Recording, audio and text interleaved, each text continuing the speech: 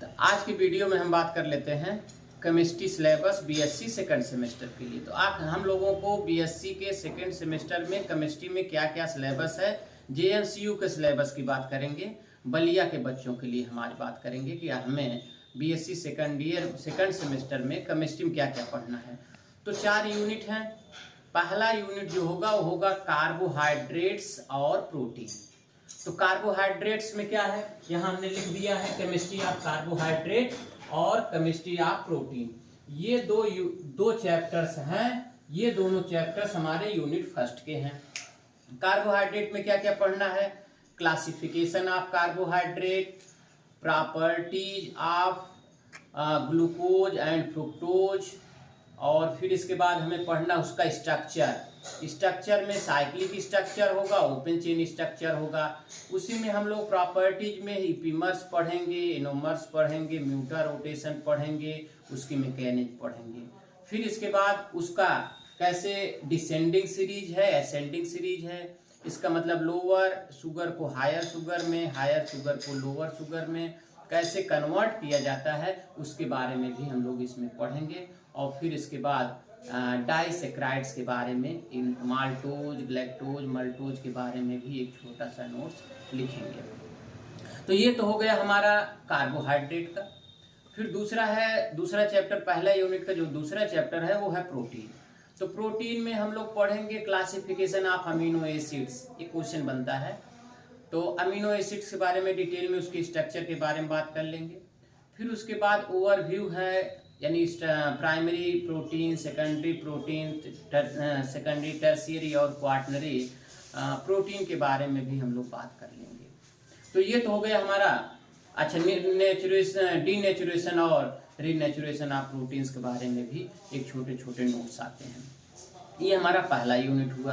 दूसरा जो यूनिट होगा उसमें न्यूक्लिक एसिड होगा। न्यूक्लिक एसिड में उसके जो कंपोनेंट्स हैं, बेसेज है, शुगर है, फास्फेट है, न्यूक्लियोसाइड है, न्यूक्लियोटाइड है, structure of DNA, structure of RNA.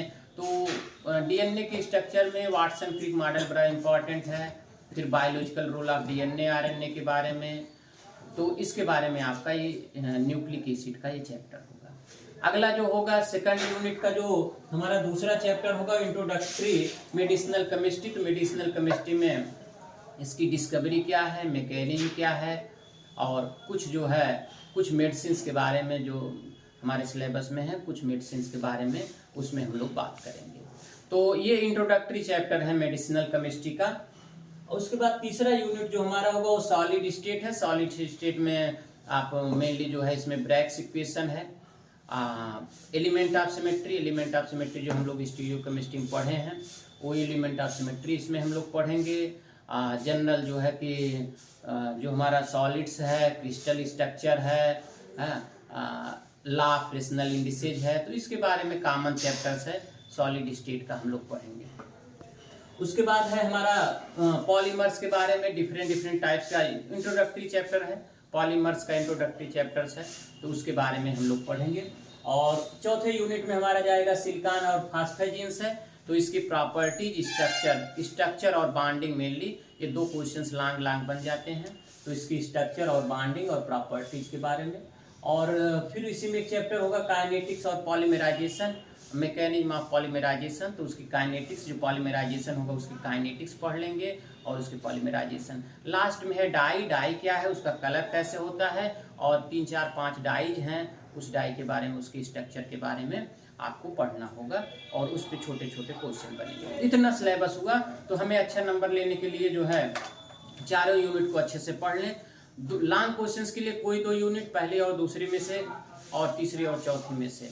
तो दो यूनिट को हम अगर लॉन्ग के पर्पज से पढ़ लें, बाकी सबको शार्ट और very short answer type question के हिसाब से पढ़ लें, तो हमारा 50 नंबर का क्वेश्चन बड़े आराम से हो जाएगा। Thank you.